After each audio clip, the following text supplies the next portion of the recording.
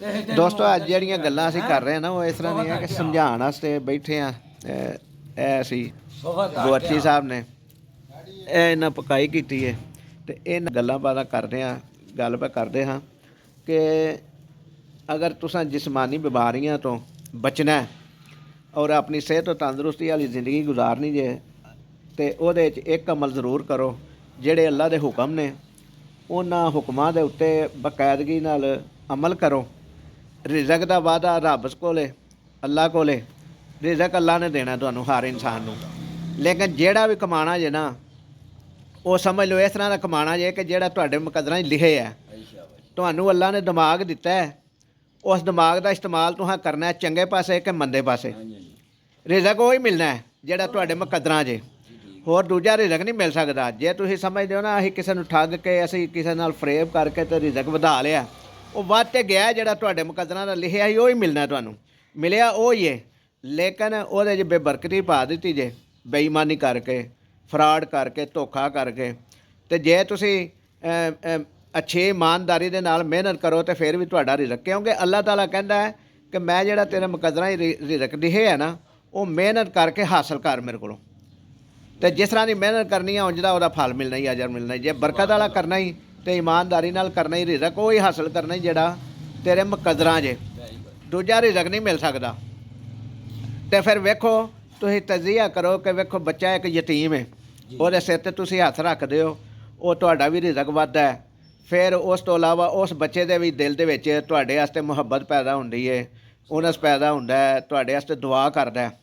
ਅਤੇ ਤੁਸੀਂ ਇੱਕ ਚੀਜ਼ ਹੋਰ ਦੇਖੋ ਕਿ ਜਿਹੜੇ ਬੱਚੇ ਗਰੀਬੀ 'ਚ ਯਤੀਮੀ 'ਚ ਪਲਦੇ ਨੇ ਨਾ ਅਤੇ ਉਹ ਜਦੋਂ ਜਵਾਨ ਹੁੰਦੇ ਨੇ, ਬਾਲਗ ਹੁੰਦੇ ਨੇ, ਅੱਲਾਹ ਤਾਲਾ ਉਹਨਾਂ ਵਾਸਤੇ ਕਿੱਡੇ ਸਬਾਬ ਪੈਦਾ ਕਰਦਾ ਕਿ ਉਹ ਦੁਨੀਆ ਨਾਲ ਤਰੱਕੀ ਕਰ ਜਾਂਦੇ ਨੇ। ਹਾਂਜੀ। ਅਤੇ ਇਹ ਸੋਚੋ, ਇਹ ਸਮਝੋ ਅਤੇ ਫਿਰ ਹੀ ਜ਼ਿੰਦਗੀ ਸਹੀ ਜੇ ਤੁਸੀਂ ਜਿਸਮਾਨੀ ਬਿਮਾਰੀਆਂ ਤੋਂ ਪਾਕ ਰਹਿਣਾ, ਆਪਣਾ ਜਿਸਮ ਰੱਖਣਾ ਹੈ, ਅਤੇ ਉਹਦੇ ਵਾਸਤੇ ਤੁਹਾਡੇ ਕੋਲ ਇਹ ਅਮਲ ਹੋਣਾ ਚਾਹੀਦਾ। ਅਤੇ ਇਹ ਗੱਲਾਂ ਨੇ ਕਿ ਇਹ ਫਿਰ ਜਿਹੜਾ ਬੰਦਾ ਕਿਸੇ ਦਾ ਬੁਰਾ ਨਹੀਂ ਸੋਚਦਾ, ਹਰ ਵਕਤ ਅੱਛਾ ਸੋਚਦਾ, ਕਿਸੇ ਦਾ ਨੁਕਸਾਨ ਨਹੀਂ ਕਰਦਾ, ਨੁਕਸਾਨ ਦਾ ਸੋਚਦਾ ਨਹੀਂ, ਇਹ ਅੱਲਾਹ ਤਾਲਾ ਦੇ ਹੁਕਮਾਂ 'ਚ ਹੁਕਮ ਹੈ ਕਿ ਉਹਦੇ ਜਿਸਮਾਨੀ ਬਿਮਾਰੀਆਂ ਤੋਂ ਬੰਦਾ ਪਾਕ ਰਹਿੰਦਾ। ਇਹ ਅੱਲਾਹ ਤਾਲਾ ਦਾ ਹੁਕਮ ਹੈ ਕਿ ਜਿਹੜਾ ਬੰਦਾ ਕਿਸੇ ਦਾ ਨੁਕਸਾਨ ਨਹੀਂ ਕਰਦਾ। ਕਿਉਂਕਿ ਹਰ ਇਨਸਾਨ ਨੇ ਨਾ ਆਪਣਾ ਦੁਨੀਆ ਦੇ ਉੱਤੇ ਜੋ ਵੀ ਬੀਜਣਾ ਨਾ ਉਹਨੇ ਵੱਢਣਾ। ਜੇ ਉਹਨੇ ਕਿਸੇ ਦਾ ਨੁਕਸਾਨ ਕੀਤਾ ਤਾਂ ਉਹਨੇ ਆਪਣਾ ਨੁਕਸਾਨ ਵੇਖ ਕੇ ਦੁਨੀਆ ਤੋਂ ਜਾਣਾ। ਇਹ ਮੇਰੀਆਂ ਗੱਲਾਂ ਨਹੀਂ, ਲੇਕਿਨ ਮੈਂ ਇਹਨਾਂ ਗੱਲਾਂ ਦੇ ਉੱਤੇ ਕੋਸ਼ਿਸ਼ ਕਰਨਾ ਅਮਲ ਕਰਾਂ ਅਤੇ ਮੈਂ ਸਮਝਦਾ ਕਿ ਮੇਰੀ ਜ਼ਿੰਦਗੀ ਖੁਸ਼ਹਾਲ ਹੈ ਔਰ ਮੈਂ ਤੰਦਰੁਸਤ ਹਾਂ। 56 ਸਾਲ ਮੇਰੀ ਉਮਰ ਹੋ ਗਈ ਹੈ, ਲੇਕਿਨ ਉਸ ਦੇ ਬਾਵਜੂਦ ਮੈਂ ਆਪਣੇ ਨੈਣਾ ਭਰਾਵਾਂ ਦੇ ਨਾਲ ਚੱਲਦਾ ਫਿਰਨਾ ਵਾਂ ਔਰ ਸਾਰਾ ਜ਼ਮਾਨਾ ਇੱਜ਼ਤ ਕਰਦਾ। ਅਸੀਂ ਜ਼ਮਾਨੇ ਦੀ ਇੱਜ਼ਤ ਕਰਨੇ ਹਾਂ, ਅਸੀਂ ਲੋਕਾਂ ਦੀ ਇੱਜ਼ਤ ਕਰਨੇ ਹਾਂ, ਲੋਕ ਸਾਡੀ ਇੱਜ਼ਤ ਕਰਦੇ ਨੇ। ਅੱਜ ਤੱਕ ਆਪਣੀ 56 ਸਾਲ ਦੀ ਜ਼ਿੰਦਗੀ ਵਿੱਚ ਸਾਨੂੰ ਨਹੀਂ ਯਾਦ ਕਿ ਅਸਾਂ ਕਿਸੇ ਬੰਦੇ ਦਾ ਕਸਦਨ ਜਾਣ ਬੁੱਝ ਕੇ ਕਿਸੇ ਦਾ ਨੁਕਸਾਨ ਕੀਤਾ ਹੋਵੇ। ਸਾਨੂੰ ਨਹੀਂ ਯਾਦ ਹੈ। ਜਦੋਂ ਵੀ ਕੀਤਾ ਕਿਸੇ ਵਾਸਤੇ ਭਲਾ ਕੀਤਾ, ਕਿਸੇ ਵਾਸਤੇ ਚੰਗਾ ਕੀਤਾ, ਕਿਸੇ ਵਾਸਤੇ ਚੰਗਾ ਸੋਚਿਆ, ਅਤੇ ਤਾਂ ਜ਼ਿੰਦਗੀ ਕਾਮਯਾਬ ਹੈ ਸਾਡੀ। ਅਤੇ ਨਹੀਂ ਤਾਂ ਵਰਨਾ ਅਸਾਂ ਵੀ ਜ਼ਮਾਨੇ ਦੇ ਧੱਕੇ ਠੁੱਡੇ ਖਾਂਦਿਆਂ ਹੋਣਾ ਸੀ, ਲੋਕਾਂ ਸਾਨੂੰ ਵੀ ਜ਼ਲੀਲ ਕਰਦੇ ਹੋਣਾ ਸੀ, ਅਸਾਂ ਵੀ ਜ਼ਲਾਲਤ ਦੀ ਜ਼ਿੰਦਗੀ ਗੁਜ਼ਾਰਦੇ ਹੋਣਾ ਸੀ। ਅੱਜ ਸਾਡੀ ਔਲਾਦ ਅਗਰ ਤਾਬੇਦਾਰ ਹੈ ਔਰ ਪੜ੍ਹੀ ਲਿਖੀ ਹੈ, ਪੜ੍ਹ ਲਿਖ ਗਏ ਨੇ, ਕਾਮਯਾਬ ਨੇ, ਤਾਂ ਸਿਰਫ ਉਹਦੇ 'ਚ ਰੀਜ਼ਨ ਇਹ ਹੀ ਹੈ ਕਿ ਅਸੀਂ ਉਹਨਾਂ ਵਾਸਤੇ ਮਿਹਨਤ ਕੀਤੀ ਹੈ, ਇਮਾਨਦਾਰੀ ਦੇ ਨਾਲ ਰਿਜ਼ਕ ਆਪਣਾ ਕਮਾਇਆ ਹੈ, ਨੇਕ ਨੀਤੀ ਦੇ ਨਾਲ।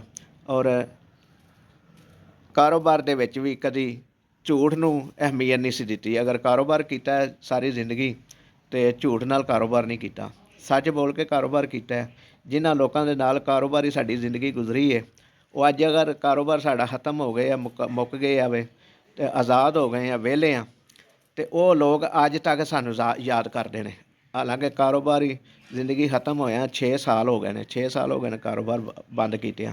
ਜਿਹੜਾ ਅਸੀਂ ਦਰੀ ਮੈਨੂਫੈਕਚਰਿੰਗ ਕਰਦੇ ਸੀ, ਮਸਜਿਦ ਸਫ ਬਣਾਉਂਦੇ ਸੀ ਔਰ ਦਰੀਆਂ ਬਣਾਉਂਦੇ ਸੀ, ਉਹ ਕੰਮ ਨੂੰ ਖਤਮ ਹੋਇਆ 6 ਸਾਲ ਹੋ ਗਏ ਨੇ।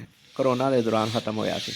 ਲੇਕਿਨ ਉਸ ਦੇ ਬਾਵਜੂਦ ਜਿਨ੍ਹਾਂ ਦੁਕਾਨਦਾਰਾਂ ਨਾਲ ਅਸੀਂ ਕੰਮ ਕਰਦੇ ਰਹੇ ਹਾਂ ਉਹ ਅੱਜ ਵੀ ਸਾਨੂੰ ਯਾਦ ਕਰਦੇ ਨੇ, ਅੱਛੇ ਲਫ਼ਜ਼ਾਂ ਨਾਲ ਯਾਦ ਕਰਦੇ ਨੇ, ਕੰਡ ਪਿੱਛੇ ਵੀ ਬੁਰਾਈ ਨਹੀਂ ਕਰਦੇ, ਕਿਉਂਕਿ ਅਸਾਂ ਬੁਰਾ ਕੰਮ ਕੀਤਾ ਨਹੀਂ।